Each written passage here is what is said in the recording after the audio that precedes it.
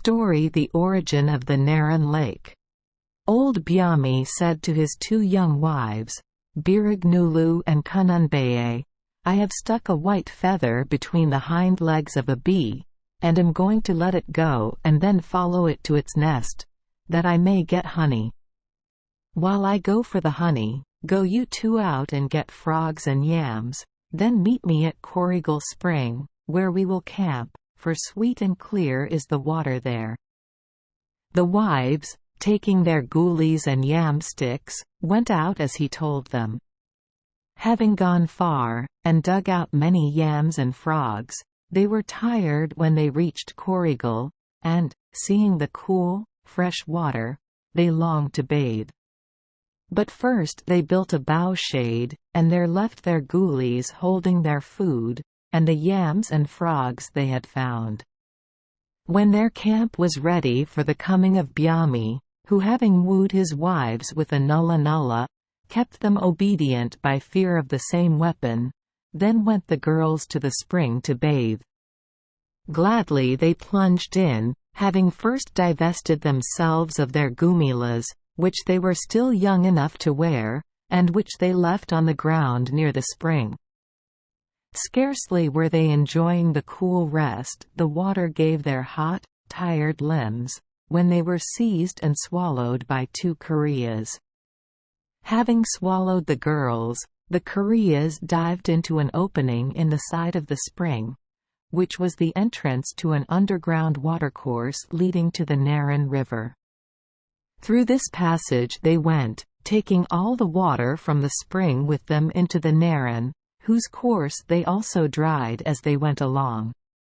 Meantime Byami, unwitting the fate of his wives, was honey hunting. He had followed the bee with the white feather on it for some distance. Then the bee flew on to some budtha flowers, and would move no further. Byami said, Something has happened, or the bee would not stay here and refuse to be moved on towards its nest. I must go to Corrigal Spring and see if my wives are safe. Something terrible has surely happened. And Byami turned in haste towards the spring. When he reached there he saw the bough shed his wives had made. He saw the yams they had dug from the ground, and he saw the frogs, but Birignulu and Kununbaye he saw not. He called aloud for them. But no answer. He went towards the spring. On the edge of it he saw the gumilas of his wives. He looked into the spring and, seeing it dry, he said, It is the work of the kuriyas. They have opened the underground passage and gone with my wives to the river, and opening the passage has dried the spring. Well do I know where the passage joins the Narran, and there will I swiftly go. Arming himself with spears and wagaras he started in pursuit. He soon reached the deep hole where the underground channel of the Corrigal joined the Narran. There he saw what he had never seen before, namely, this deep hole dry. And he said, They have emptied the holes as they went along, taking the water with them. But well know I the deep holes of the river. I will not follow the bend, thus trebling the distance I have to go, but I will cut across from big hole to big hole, and by so doing I may yet get ahead of the kuriyas. On swiftly sped Byami, making short cuts from big hole to big hole, and his track is still marked by the marilla ridges that stretch down the Narran, pointing in towards the deep holes. Every hole as he came to it he found dry, until at last he reached the end of the Narran.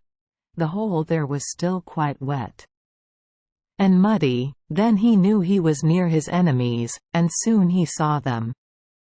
He managed to get, unseen, a little way ahead of the kuriyas. He hid himself behind a big deal tree. As the kuriyas came near they separated, one turning to go in another direction.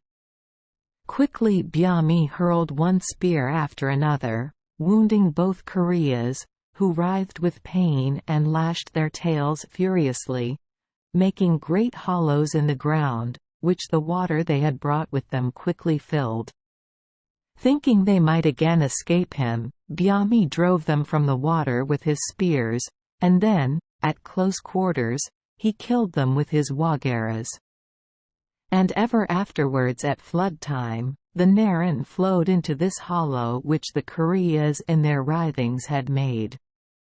When Biami saw that the Koreas were quite dead, he cut them open and took out the bodies of his wives.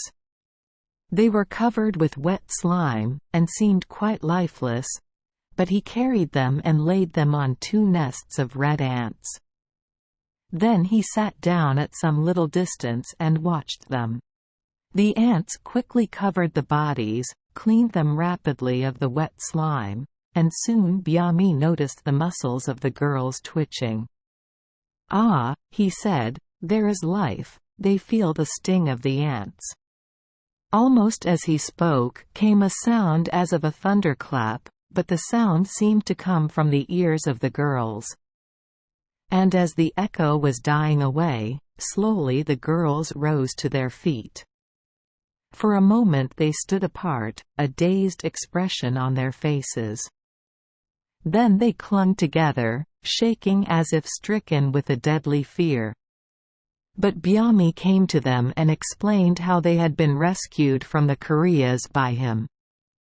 He bade them to beware of ever bathing in the deep holes of the Narran, lest such holes be the haunt of Koreas. Then he bade them look at the water now at Bugira, and he said, "Soon will the black swans find their way here, the pelicans and the ducks. Where there was dry land and stones in the past, in the future there will be water and waterfowl, from henceforth. When the Narran runs it will run into this hole, and by the spreading of its waters will a big lake be made." And what Biami said has come to pass, as the Narran lake shows, with its large sheet of water, spreading for miles, the home of thousands of wild fowl. Thank you for joining us for today's fairy tale. We hope these stories bring joy and meaning to your day. If you love our channel, please hit the subscribe button so you won't miss any exciting tales. Wishing you a good night and sweet dreams. See you in the next story.